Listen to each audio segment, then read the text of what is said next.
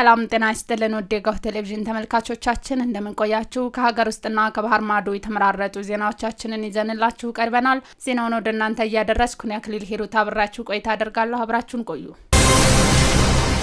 በመጀመሪያም ቀዳሚ ወዳደረግነው ዜና ስናልፍ በማይናማር ባስቸጋሪ ሁኔታ ውስጥ የነበሩ 32 ኢትዮጵያውያን ወደ ሀገራቸው ተመለሱ መንግስት በዜጋ ተኮር ዲፕሎማሲ ትኩረት ሰጥቶ በመንቀሳቀስ በማይናማር ባስቸጋሪ ሁኔታ ውስጥ የነበሩ 32 ኢትዮጵያውያን ወደ ሀገራቸው እንዲመለሱ ማድረጉን የውጭ ጉዳይ ሚኒስቴር አስታውቋል ህንድ የሚገኘው የኢትዮጵያ ኤምባሲ በማይናማር በእገታ ስር ቆይተው ወደ ታይላንድ ከተሻገሩ 133 ኢትዮጵያውያን መካከል 32ቱ ዛሬ ወደ ሀገራቸው መግባታቸውንና 43 ኢትዮጵያውያን ደግሞ ዛሬ ምሽት ይገባሉ ተብሎ እንደሚጠበቅ ተገልጿል ቀሪዎቹ በታይላንድ ማቆያ የሚገኙ 58 ኢትዮጵያውያን ወደ ሀገራቸው ለመመለስ ኤምባሲው ጥረት እያደረገ እንደሚገኝ ተመላክቷል በተያያዘ መንግስት ጃፓን በሚገኘው የኢትዮጵያ ኤምባሲ በኩል በማይናማር ባስቸጋሪ ሁኔታ ውስጥ የሚገኙ ሌሎች ኢትዮጵያውያን ወደ ታይላንድ በማሻገር ወደ ሀገራቸው ለመመለስ ጥረት እያደረገ መሆኑ ተገልጿል መንግስት ህብረተሰቡ በህግ ወጥ የሰዎች አዘዋዋሪዎች ሐሰተኛ ቅስቀሳ ተከትሎ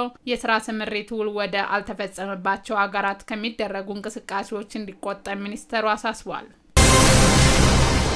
በጅቡቲ የኢትዮጵያ አምባሳደር ብርሃኑ ጸጋዬ ከዶራሌ ሁለገብ ወደብ ስራ አስፈጻሚ ጃማ ኢብራሂም ጋር ዛሬ ተወያይተዋል በውይይቱ ዛሬ የአፈር ማዳበሪያ ኦፕሬሽን ኮሚቴ አባል ተገኝተዋል አምባሳደር ብርሃኑ በዶራሌ ሁለገብ ወደብ እየተሰራ ያለውን የአፈር ማዳበሪያ ኦፕሬሽን አፈጻጸምና ቀጣይ ስራዎች ዙሪያ ከስራ አስፈጻሚው ጋር ተወያይተዋል የአፈር ማዳበሪያ የመጓጓዝ ሂደቱ በተጠናከረ መልኩ እንዲቀጥልም ጥሪ አቅርበዋል የአፈር ማዳበሪያ ኦፕሬሽን ኮሚቴ በጅቡቲ የወደብ ቴክኒካል ኮሚቴ ጋር በሚደረገው ሳምንታዊ መደበኛ ውይይቶች ላይ የሚነሱ ሐሳቦች ላይ ማብራሪያ ሰጥቷል የዶላሬ ሁለገብ ወደብ ስራ አስፈጻሚ ጃማ ኢብራሂም በዘንድሮ ዓመት በተጀመረው ኦፕሬሽን አማካኝነት ለኢትዮጵያ አርሶ አደሮች ማዳበሪያ በሰዓት ለማድረስ የማሽነሪዎች ጥገና ያገልግሎት ጥሪና ቅልጥፍናን ታሳቢ ያደረገ ስራ መከናወኑ መግለጻቸውን በጅቡቲ የኢትዮጵያ ኤምባሲ መረጃ ያመለክታል ለዝርዝር ወደ ያዝናቸው ዜናዎቻችን ስናልፍ ክህሎት ስለ ኢትዮጵያ የተሰኘ የፎቶግራፍ አውደ ርዕይ ተከፈተ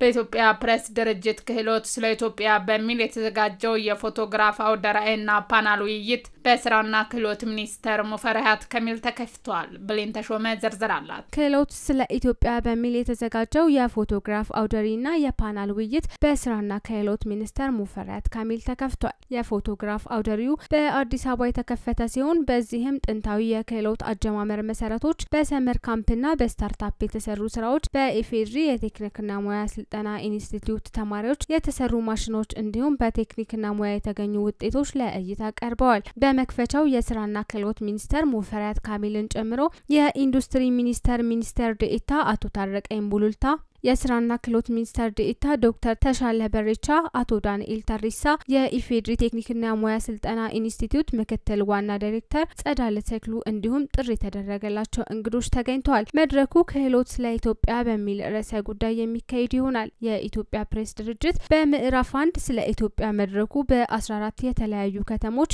በዋና ዋና ሀገራዊ ጉዳዮች ላይ ውይይትና ምክክር ማድረጉ ይታወሳል ሁለተኛው ምዕራፍ ደግሞ በቡታጅራና በሐረር ከተማ ተካሂዷል ይህ በአዲስ አበባ የሚካሄደው መድረክ የሁለተኛ ምዕራፍ 3ኛ ዙር ነው በድምሩ ስለ ኢትዮጵያ የተሰኘው መድረክ የዛሬን ጨምሮ ለ17ኛ ጊዜ ተካሂዷል የኢትዮጵያ ፕሬስ ድርጅት ስለ ኢትዮጵያ የፎቶግራፍ አውደ ርዕይና የፓናል ውይይት የሁለተኛ ምዕራፍ የፎቶግራፍ አውደ ርዕይና የፓናል ውይይት በቀጣይ በሌሎች ከተሞችም እንደሚካሄድ ይጠበቃል የኢትዮጵያ ፕሬስ ድርጅት ስለ ኢትዮጵያ የፎቶግራፍ አውደ ርዕይና የፓናል ውይይት የሁለተኛ ምዕራፍ የፎቶግራፍ አውደ ርዕይና የፓናል ውይይት በቀጣይም በተለያዩ ከተሞች እንደሚካሄድ ይጠበቃል በአማራ ክልል 8.8 ሚሊዮን ኩንታል የአፈር ማዳበሪያ ለማቅረብ መታቀዱ ተገለጸ ለ2017 እና 18 የምርት ዘመን 8.8 ሚሊዮን ኩንታል የአፈር ማዳበሪያ ለማቅረብ መታቀዱን የአማራ ክልል ግብርና ቢሮ አስታውቋል ቁም ነገር ሽፈራው ዝርዝር አላት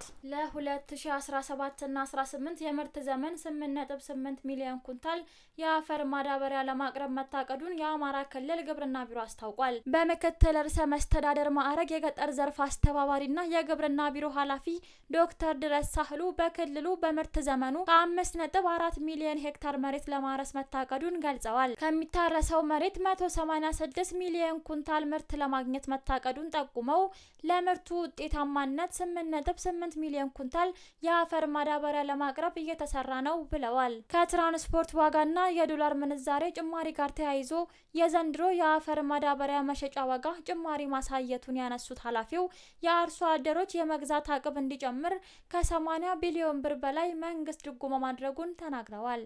እስካሁን ከ350 ሺህ በላይ ለሚሆኑ አርሶ አደሮች ታች ድረስ በመውረድ በማዳበሪያ አጠቃቀምና በዋጋ ጭማሪው ላይ ውይይት መደረጉን ነው ያብራሩት። በስርጭት ሂደቱ ችግር እንዳይፈጠር ከሚመለከታቸው አካላት ጋር መግባባት ላይ እንደተደረሰም ገልጸዋል።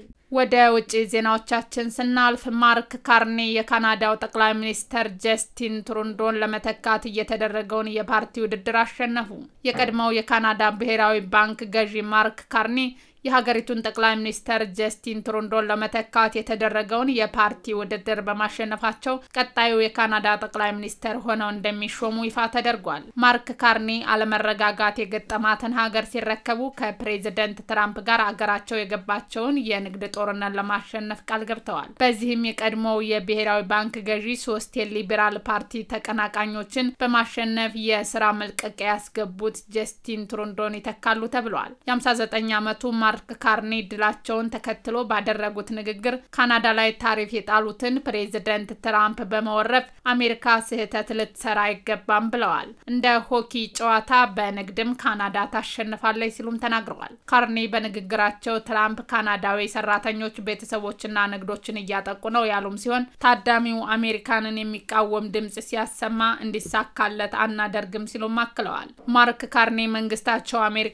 ክብር እስክታሳያቸው ድረስ በአሜሪካ ምርቶች ላይ የተጣለውን ታሪፍ እንደሚያጸና መናገራቸውን ቢቢሲ ዘግቧል። በሚቀጥሉት ቀናት ቃለ መሐላ ፈጽመው አዲሱ የካናዳ ጠቅላይ ሚኒስተር ይሆናሉ ተብሎ የሚጠበቁ ሲሆን ለቀጣዩ ጠቅላይ ምርጫ ሊበራል ፓርቲ ይመራሉ ተብሏል። የፓርቲው የስልጣን ፍክክር የጀመረውን ባለፈው ጥር ፕሬዝዳንት ትሩዶ 10 ዓመታት ከሚቃረብ የስልጣን ቆይታ በኋላ የስራ መልቀቂያ ማስገባታቸውን ተከትሎ መሆኑ ተገልጿል። ትሩዶ በኑሮ ውድነትና በመኖሪያ ቤት ቀውስ ምክንያት ህዝባዊ ተቀባይነታቸውን በመቀነሱ ከስልጣን እንዲለቁ ከፓርቲያቸው ውስጣዊ ግፊት ገጥሟቸዋል። እሁድ ምሽት በተካሄደ ምርጫ ማርክ ካርኒ 85.9% ድምጽ በማግኘት የቅርብ ተፎካካሪያቸውን የቀድሞው የገንዘብ ሚኒስተር ክሪስታ ፍሪላንድን አሸንፈዋል። በዚህ ምርጫ 150 ሺህ ሰዎች ድምጽ መስጠታቸውን ፓርቲው አስታውቋል። እስራኤል በመላ ጋዛ ኤሌክትሪክ ኃይል አቅርቦት እንዲቋረጥ ማዘዟን አስታወቀች። የእስራኤል የኤነርጂ ሚኒስተር ውሳኔውን ያሳለፉት ሐማስ ታጋቾችን እንዲለቅ ጫና ለማድረግ ነው ተብሏል። ስማቸው ታፈረ ዝርዝር አለው። እስራኤል በመላው ጋዛ የኤሌክትሪክ ኃይል አቅርቦት እንዲቋረጥ ማዘዟን አስታውቃለች። የሀገሪቱ የኤነርጂ ሚኒስትር አሊ ኮሆን ታጋቾችን ለማስለቀቅና ሐማስ ከጦርነት በኋላ በጋዛ ህልውና እንዳይኖር ለማረጋገጥ ሁሉንም አማራጮች እንጠቀማለን ሲሉ ተናግረዋል። ሚኒስትሩ የሰጡት ትዕዛዝ በተለይ የተጣራ የመጠጥ ውሃ ለማቅረብ የሚውሉ ማሽኖች ከስራ ውጭ እንደሚደረጉ ነው የተገለጸው። ጠቅላይ ሚኒስትር ቤንያሚን ኔታንያሁ አስተዳደር በቀጣይ ወደ ጋዛ ውሃ እንዳይገባ ሊከለክል እንደሚችልም ገልጸዋል። እስራኤል ባለፈው ሳምንት ማንኛውም የሰብአዊ ድጋፍ ወደ ጋዛ እንዳይገባ ማገዷም ይታወሳል። በጥር ወር አጋማሽ ተፈጻሚ መሆን የሚጀምረው የጋዛ የተኩስ አቁም ስምምነት የመጀመሪያው ምዕራፍ መጠናቀቁን ተከትሎ እስራኤል ለ42 ቀናት ተኩስ አቁሙን ለማራዘም ሐሳብ አቅርባለች። ሐማስ ግን በስምምነቱ መሰረት በሁለተኛው ምዕራፍ የተኩስ አቁም ዙሪያ ለመደራደር እንጂ የተኩስ አቁም ማራዘሚያን እንደማይቀበል ማሳወቁን ቢቢሲ በዘገባው አስታውሷል። በሁለተኛው ምዕራፍ ተኩስ አቁም ሐማስ ሁሉንም ታጋቾች መልቀቅ እስራኤል ደግሞ ከጋዛ ወታደሮችን ማስወጣት እንዳለባት በአሜሪካ አደራዳሪነት በተደረሰው የመጀመሪያው ስምምነት መግባባት ላይ ተደርሶም ነበር። እስራኤል ግን ተኩስ አቁሙን በማራዘም ቀሪ ስራ ይጠይቃል ያለችውን ሐማስን የመደምሰስ ዘመቻ ለመቀጠል ፍላጎት እንዳላት በተዘዋዋሪ እየገለጸችም ነው ተብሏል። በትናንትናው ዕለት ከግብጽ አደራዳሪዎች ጋር የመከረው የፍልስጤሙ ሐማስ አቋሙን እንዳለወጠ ያስታወቀ ሲሆን በሁለተኛው ምዕራፍ ተኩስ አቁም ላይም በፍጥነት ድርድር እንዲጀመር ጠይቋል። ከመጀመሪያው ምዕራፍ በኋላ አንከን የገጠመው የተኩስ አቁም ስምምነት ለማስቀጠል ዛሬ በኳታሯ መዲና ዶሃ ድርድር እንደሚጀመርም ይጠበቃል። እስራኤል ወደ ጋዛ ሰብአዊ ድጋፍ እንዳይገባ መከልከሏ ከፍተኛ ተቃውሞም እያስከተለ ነው ተብሏል። ለንጹሃን ህይወት መቀጠፍ ወሳኝ የሆነውን የሰብአዊ ድጋፍ እንዳይገባ መከልከሏ የጅምላ ቅጣት ነው ብሏል የመንግስታቱ ድርጅት የሰብአዊ መብቶች ጽሕፈት ቤት ባወጣው መግለጫ። ውድ ተመልካቾቻችን ለዛሬ ያዘጋጀንላችሁ ዜናዎቻችን እነዚህን ይመስሉ ነበር። አብራችሁን ስለነበራችሁ ከልብ እናመሰግናለን። ተመኘን። በያላችሁበት ሰላም